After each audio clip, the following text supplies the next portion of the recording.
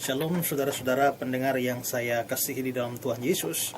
Pada malam hari ini saya akan menyampaikan firman Tuhan yang adalah kelanjutan dari apa yang saya sampaikan pada minggu yang lalu dengan tema hidup yang bijaksana. Dan teks yang sudah kita bahas juga pada minggu yang lalu adalah dari Efesus pasal yang kelima, ayat yang ke-15 hingga ayat yang ke-21. Dan saya sudah membahas bagian yang pertama dari tema ini, dan hari ini saya akan membahas bagian yang kedua. Pada bagian yang pertama kita sudah melihat bahwa hidup yang bijaksana itu adalah hidup yang seperti apa. Dan hidup yang bijaksana yang sudah dibahas pada bagian yang pertama adalah hidup yang menghargai waktu. Dan itu didasarkan pada Efesus pasal 5 ayat yang ke-15. Dan juga di dalam ayat yang ke-15 dan juga ayat 16. Karena itu perhatikanlah dengan saksama bagaimana kamu hidup. Janganlah seperti orang bebal, tapi seperti orang arif. Pergunakanlah waktu yang ada karena hari-hari ini jahat. Pergunakanlah waktu yang ada karena hari-hari ini adalah jahat. Dan itu sudah dibahas pada bagian pertama.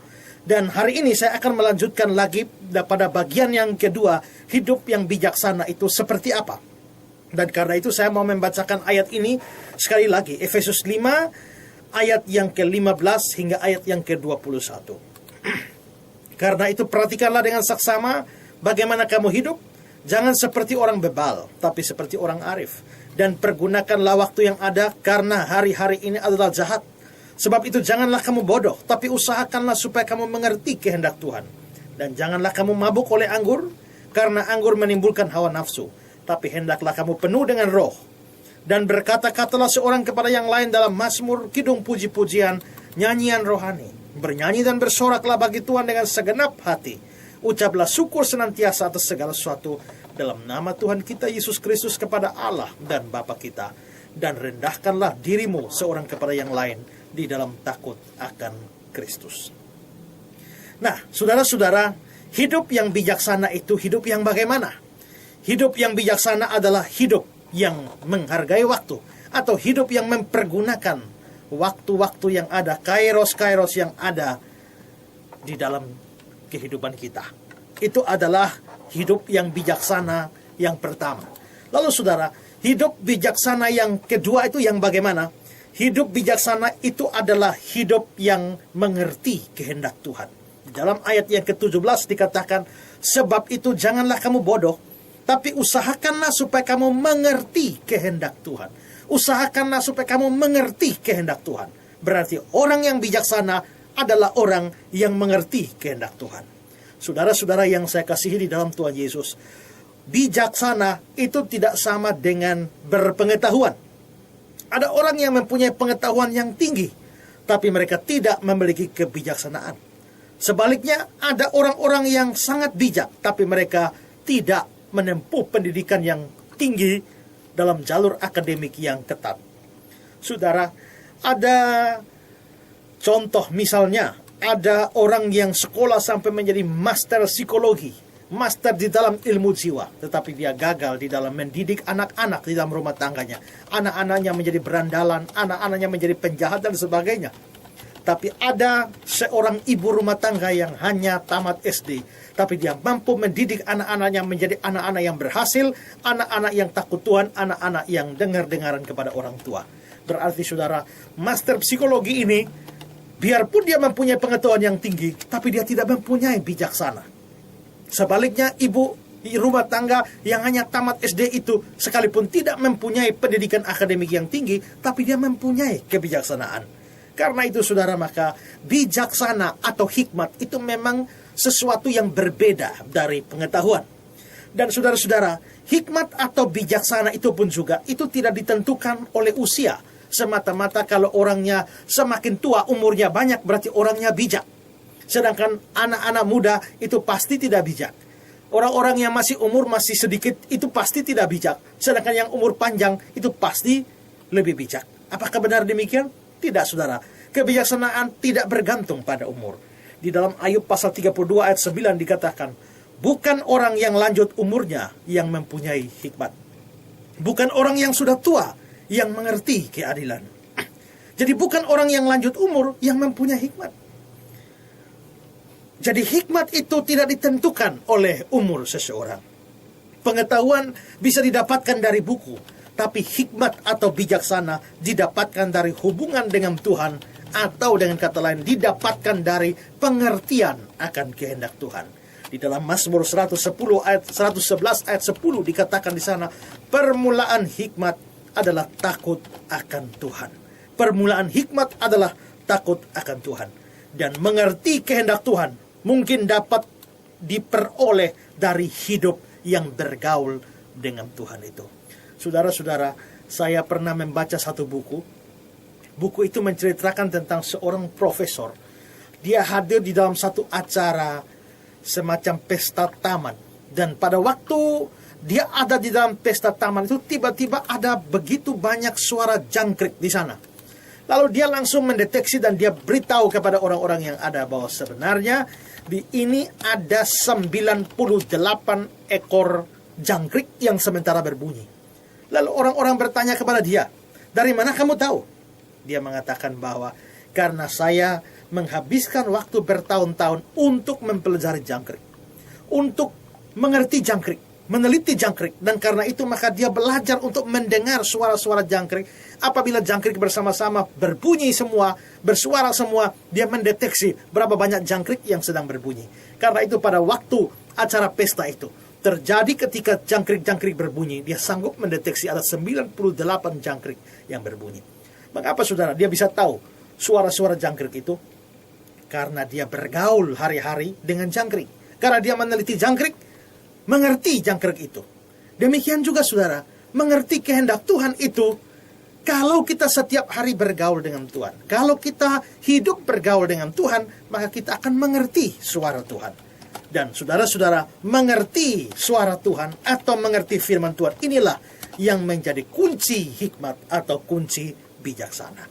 Di dalam Mazmur 19 ayat 8 dikatakan, Taurat Tuhan itu sempurna, menyegarkan jiwa. Peraturan Tuhan itu teguh, memberikan hikmat kepada orang yang tak berpengalaman. Karena itu saudara, hikmat seseorang ditentukan bukan oleh usianya, bukan karena pengetahuannya, bukan karena gelarnya, bukan karena kedudukannya, tapi karena pengertiannya akan kehendak Tuhan.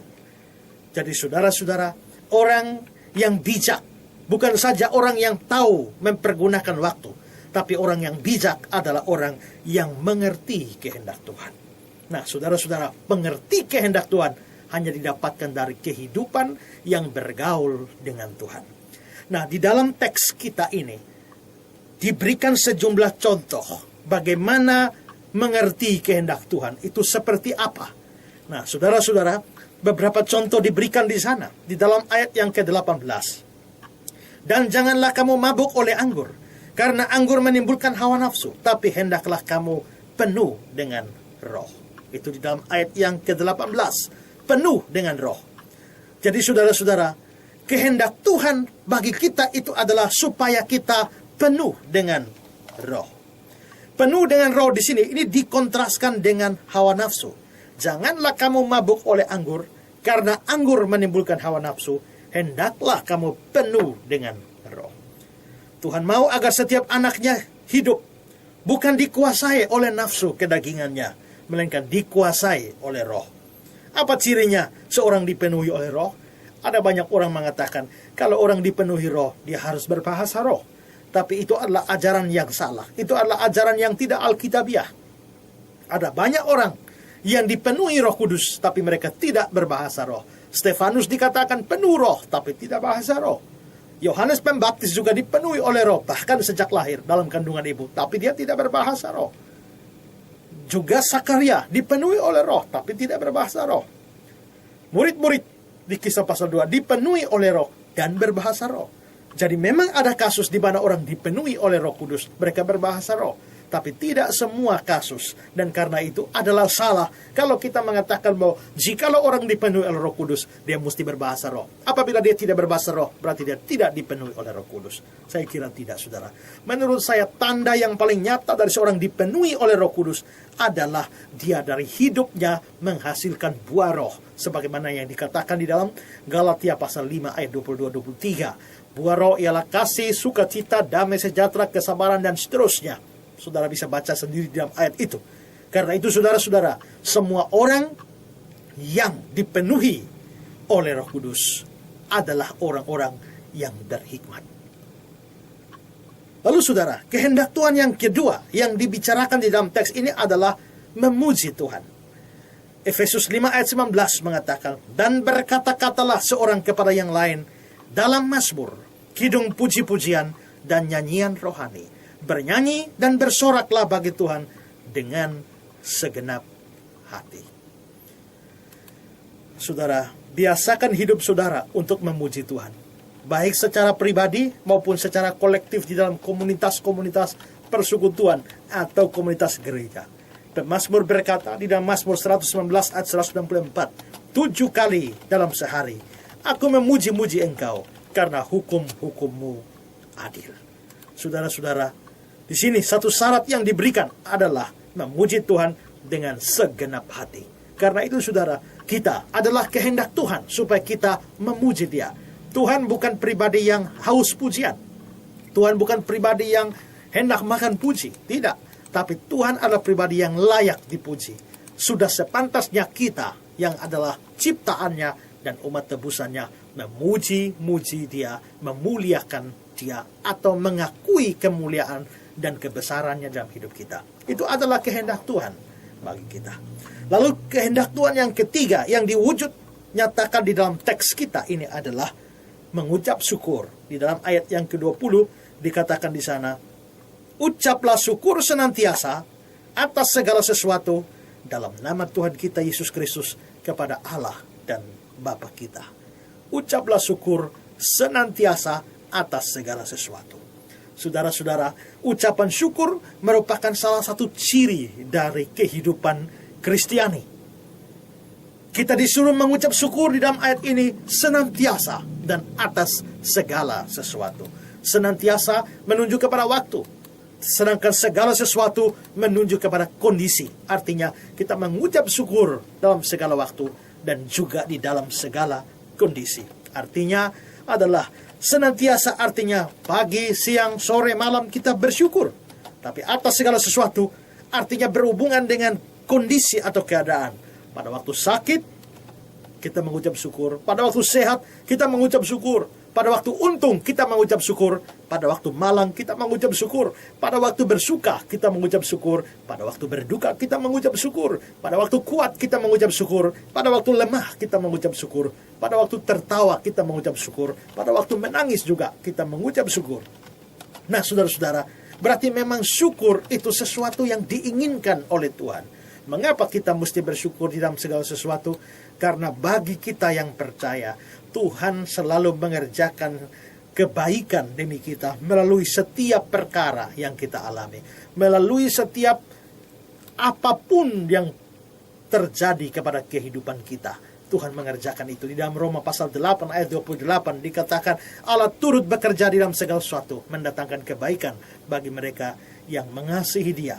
Karena Allah turut bekerja dalam segala sesuatu, mendatangkan kebaikan bagi kita, maka kita memang wajib mengucap syukur. Kita mengucap syukur karena sebenarnya di balik apapun yang kita alami, Tuhan menyediakan sesuatu yang lebih baik, sesuatu yang baik bagi kita. Karena itu ada lagu dikatakan suka duka dipakainya untuk kebaikanku. Suka duka Dia pakai untuk kebaikan kita. Karena itu maka kita harus belajar mengucap syukur di dalam segala sesuatu. Ini kehendak yang ketiga, kehendak Tuhan yang ketiga. Yang pertama tadi adalah supaya kita penuh dengan Roh Kudus. Yang kedua supaya kita memuji Tuhan. Yang ketiga supaya kita mengucap syukur. Dan yang keempat adalah supaya kita merendahkan diri. Ini ada di dalam ayat yang ke-21. Dikatakan di sana, Dan rendahkanlah dirimu seorang kepada yang lain di dalam takut akan Kristus. Rendahkanlah dirimu seorang kepada yang lain di dalam takut akan Kristus.